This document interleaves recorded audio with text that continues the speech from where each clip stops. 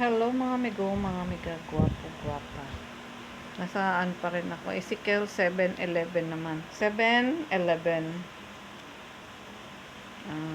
Nabasa ko na to dati. Salamat Panginoon at syempre sa aking Holy Spirit. Laganap na ang karasan at kasamaan. Walang ititira sa kanila. Lahat ay mawawala. Kasaganaan, kayamanan, kabutihan, kabantugan. Amen. Yun lang po. Salamat po. Lumalaganap na nga talaga ang kasamaan sa buong mundo ngayon, di ba? O mawawala na ang kasaganaan, kabantugan. Ayan o, nakasulat dito. Lumaganap na ang kasamaan.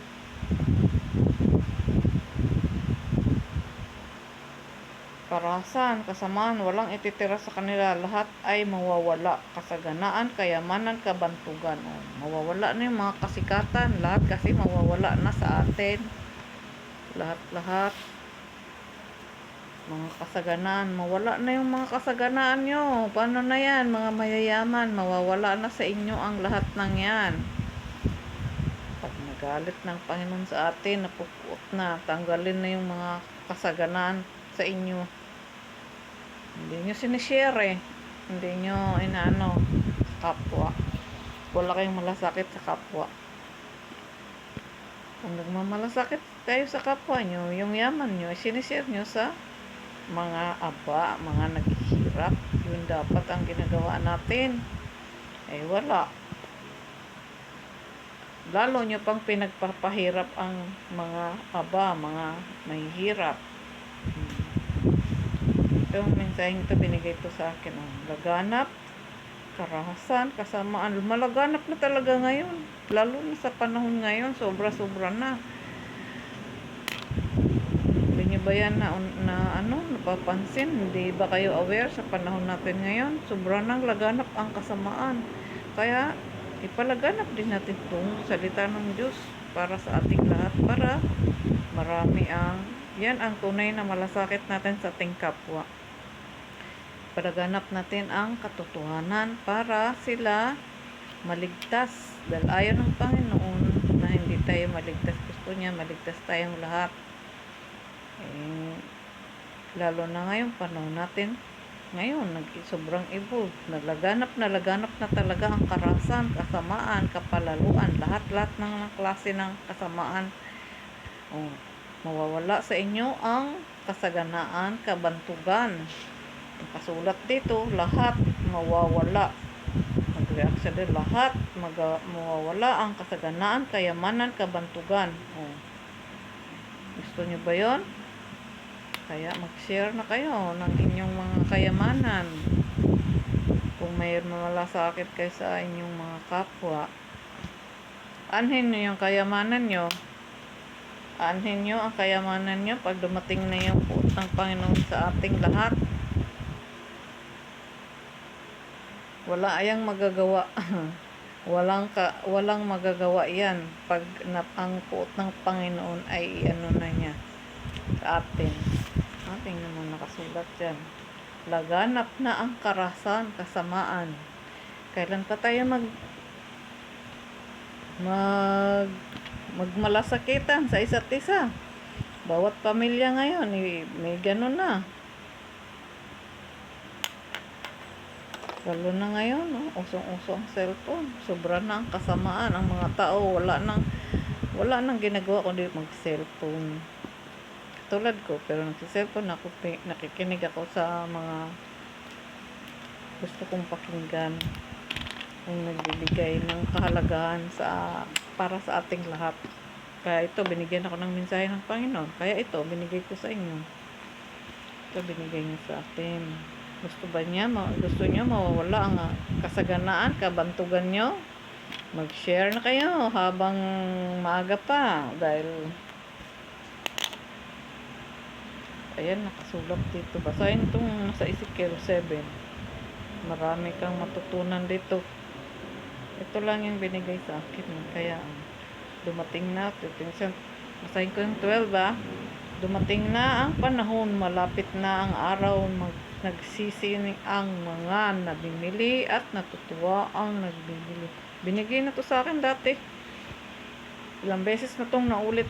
Kaya, ito lang yung binigay sa akin yung sa 11. Nabasa ko na to dati. Kaya, maraming aral dito. Kung ayaw nating matulan tayo ng Panginoon, aba, magbago na tayong lahat. Dahil pag hindi, laganap na kasi ang kasamaan natin ngayon. Lumalaganap na ng husto. Hindi nyo ba na ano yon? Hindi pa ba kayo aware sa lahat ng nangyayari sa ating mundo? Mga kabataan, alam na, mga pag nag-aaway yung mga magulang, naririnig yung mga pinagsasabi, o, di ba? Kaya yung dila, gamitin natin tama. Ang pagtatangi, gamitin natin. Tatratuhin natin ng pantay-pantay ang ating kapwa. Huwag tayong magtatangi, di ba? Yung mga aral ng Panginoon sa atin. Pangaral din natin yan sa iba at sa mga kabataan. Para pag lumaki sila, dandahan silang lumaki, meron silang daladalang magagandang natutunan galing sa magulang, galing sa kung saan man nila nakuha yung mga ganong salita. Mas maganda kasing mapakinggan nila yan yung mga edad 10, marunong na yan, kaunawa. 10 o 12, pataas, 10 pataas. Marunong na yan, kaunawa. Kumakain na yun ng matigas na pagkain. Hindi na yun bata. Kumbaga, bata pa sila sa pero ang kinakain nila matigas na. Hindi na gatas, hindi na sila kumakain ng gatas. Kaya alam na nila alam na nila. Lumalaganap na talaga ang kasamaan ngayon. Tingnan mo, lalaki sa lalaki, babae sa babae. May binasa ako doon sa sa hukom. Doon sa ang debitan ng asawa ng yung babae, ang libitang nag-asawa yung babae, tinapchap na yun dahil sa may lugar pala sa dating panahon nanghahalay, inaano nila, hindi pa ba yan laganap? Noon pa yan laganap na, hanggang ngayon mas malala nga ngayon, no? Mga pedophiles, mga ganyan, kaya sobra na talagang laganap ang panahon ngayon. Kaya sana dapat kumbaga sa ipalaganap natin lahat ng ito para sa ating mga kapwa, sa ating sangkatauhan, para malaman nila ang mga tamang gawain o maling gawain. Kailan pa tayo maghayag? Kailan pa natin ipahayag ang tama? At yung mga nagpapalaglag dyan, yung mga gumagawa ng pagpatay sa sarili nilang mga anak, mga berdugo na sila. Bawal yung mga abortion, bawal yun. Maraming sa ibang bansa, bata pa, nagpapalaglag na, gumagawa na ng abortion. Kasi nga, nabighani sila sa maling katuruan, maling pagsunod. Na-influensyahan sila ng mga kaibigan, bata, kaya kailangan ituro talaga natin ang mga nakasulat dito dahil maraming mga kabataan ang nakakapulot ng hindi magagandang aral, nakakapulot ng mga bad influence sa iba-iba nilang kaibigan.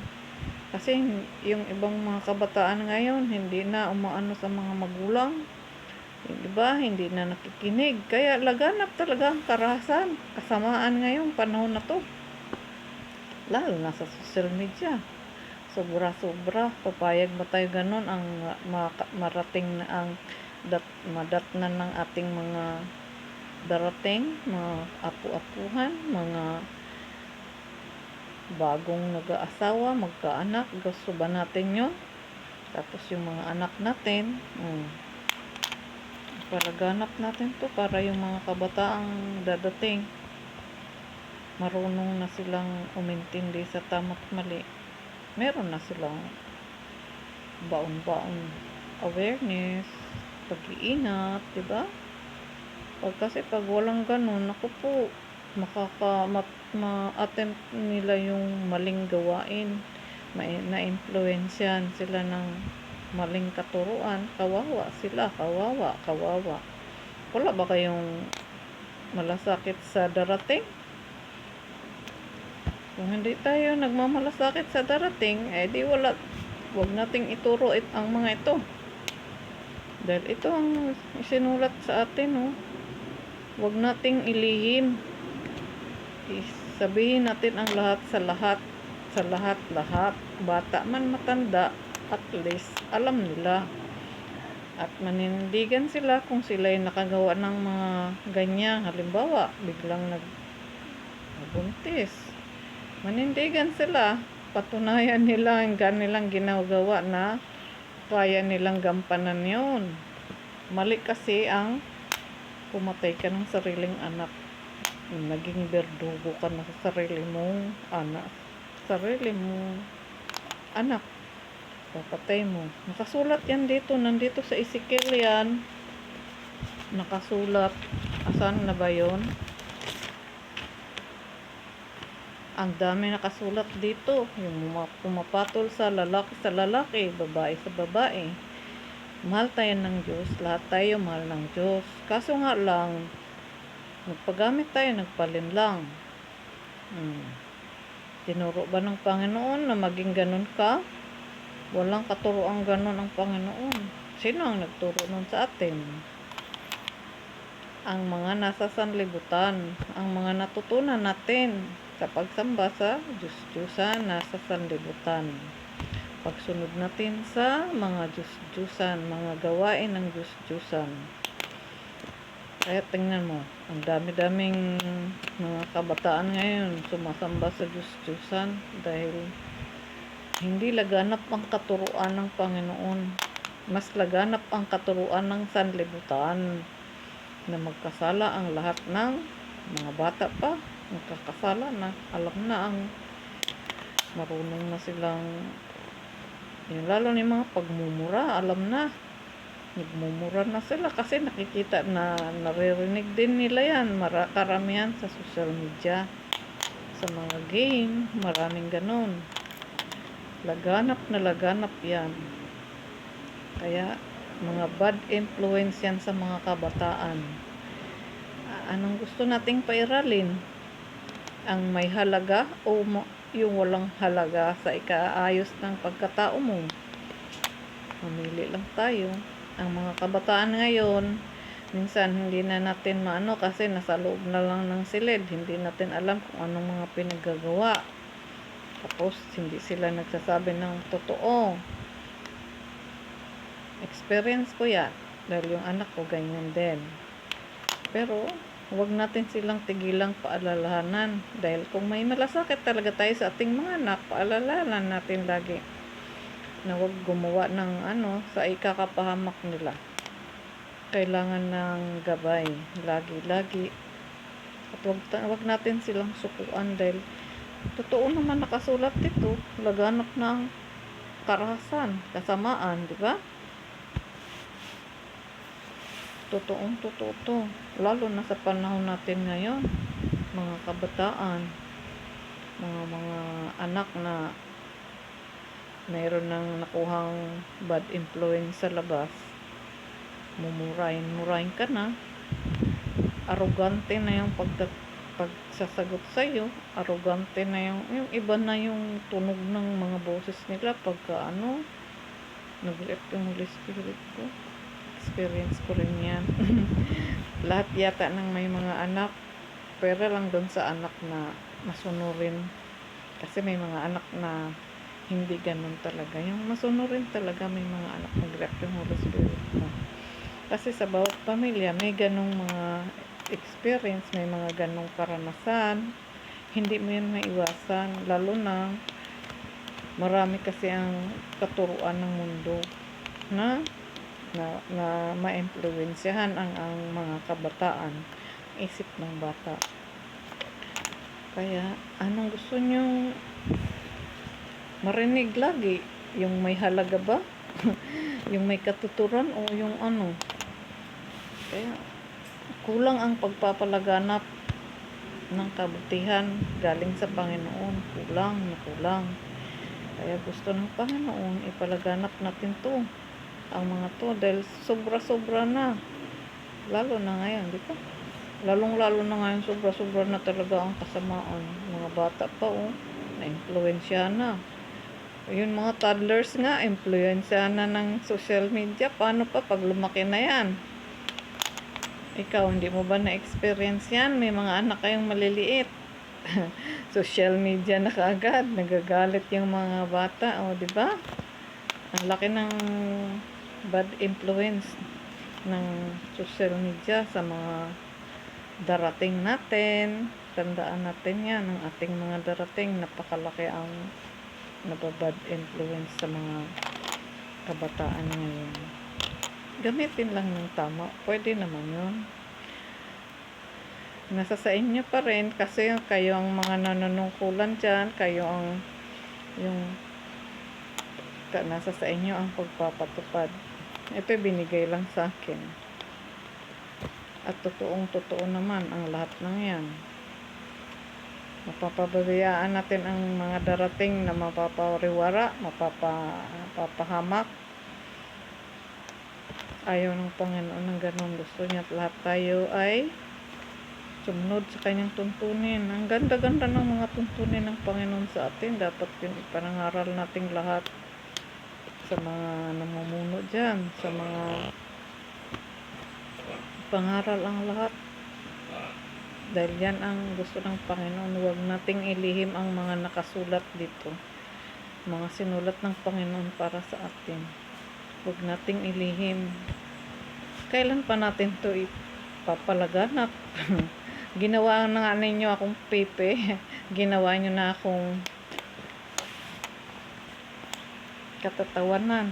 Doon sa mga taong hindi marunong umintindi, hindi marunong, walang halaga ang tuntunin ng Panginoon para sa atin. Doon sa mga yung taong na yun, umiirap pa yung mga mata. Sino ka ba? Di ba may mga ganon? Kasi wala yung budhi nila. Iba pa. Ginagamit pa sila ng diablo. Kaya puspusan ang dapat ng katuruan natin ng ganito. Para lahat tayo maligtas. Lahat tayo mapasa Panginoon. Kahit kung ayaw natin, huwag nating ipalaganap. Kung ayaw natin, kung gusto naman natin, palaganap natin. Marami dyan, maraming magaling dyan mag-interpret ng napakaganda ng ng pagtuturo. Effective. Maraming ganong taong magaling mag-interpret ng mga salita ng Panginoon at saka nakakabighani sila kung magturo. Ang ganda-ganda, di ba? Sana gamitin nila sa mga ganoon ang mga ibibigay ng Panginoon para pumasok sa isipan ng mga kabataan at mga nakikinig. Dahil gusto ng Panginoon mapakinggan natin ang lahat ng to sa ating mga kapwa. Gusto ng Panginoon yung ganun. Ayaw niya yung ilihim natin ang mga ito. Katotohanan man, masakit man, pero totoo. At nangyayari talaga ngayon. Diba? Laganap ang kasamaan, karahasan. Ang dami pang mga bisyo. Tama ba yung mga bisyo? Yung mga bisyo, hindi yan tinuturo ng Panginoon. Walang katuruan ng Panginoon ng ganon. Mga sugal, mga pagka-adik. Hindi yan katuruan ng Panginoon. Nasusulat ba yan dito? Wala. Nag-evolve na nga, di ba? Kaya adik, ang pagka-adik, hindi na, evolve na nga. Dahil sa sobrang ng high-tech. Yung iba-ibang pamamaraan para hindi naman yan tinuro. Yung pagpaninigarilyo, walang nakasulat dito. Pero noon pa yan, may mga tabako na, mga ganon. Pero hindi yan hindi yan nakasulat. Yung mga ganung ano, wala akong nababasang manigarilyo ka. Yung inom, pwede, meron yung inom, pero hindi yung inom na garapalan na yung sobra na. In moderation naman yung katuruan na meron dito. Uminom ka ng alak paminsan-minsan para sa kaiayos ng nilalaman ng loob mo, mga laman loob natin, para nga naman ano, kasi gamot rin yun binigay niya yun, di ba? Meron yan dito nakasulat, yung paninigarilyo, wala. Magda-drugs ka, wala. Pumatay ka ng tao, meron dito mababasa mo, ay dahil sa kasamaan ng tao pumapatay. O, tingnan mo yung mga nagpapa-abort sa sarili nilang mga anak, di ba? Kasulat yun, mga bawal yun. Maraming pagpatay ng tao, yan mga major na kasalanan, mga pangkukulam, mga pagpatay, pangangalunya, pakikipid, yung mga ganun. Number 1 yan eh, pagnanakaw, pagsisinungaling. Yan yung mga karumihan ng mundo natin. Tapos lumaganap at nag-i-evolve pa. Ang pagnanakaw, hindi naman yung nakaw na ano, dati, ibang nakawan. Ngayon, iba naman ang nakawan. No? Social media, iba-iba. Sobra na nga ang evolve. Tapos gusto natin, mapulot yan ng ating mga darating. Mapupulot yan ng bawat. Naku po, kawawa talaga. Ganun na lang ang pamumuhay nila. Hanggang sa, wala na. Pabayaan na lang sila ng Panginoon na sila na magsama-samang namumuhay ng ganyang pamumuhay. Dahil wala na, laganap na. Tapos, may nakasulat pa dito, kakainin mo yung sarili mong anak sa sobrang ng karahasan, kasamaan. Tapos, ayaw mong i-share dahil ano, nagugutom ka, para sa iyo na lang yung sarili mong laman, kakainin mo, nakasulat yan dito. Sa darating na panahon. Gusto niyo ba yung ganun? Maranasan ng darating? Ngayon pa lang, sa kasalukuyan, nandito na tayo sa kasalukuyan. Nakikita na natin. Hindi niyo ba nakikita ang sa darating? Gusto niyo ipapasunod dyan sa kanila? Laganap ang ganyan? Tama ba yun? Ayaw ng Panginoon ng ganong mga gawain. Kaya, ipalaganap natin ito. Kung gusto nating ang darating ay maligtas din, maligtas. Tayo pa kaya, ang darating paano na? Gusto ba natin yun? Tapos nakasulat pa dyan, mawawala ang kayamanan, kabantugan, kasaganaan. Puro tagutom na ang darating. Puro na gutom. Kaya nga, darating yung panahon, kakainin mo na yung sarili mong laman, sarili mong sarili mong kamag-anak, anak ang yun ang mahinap na nila. Salamat po kung kayo nakikinig, mga gwapo-gwapa, at ito binigay sa akin.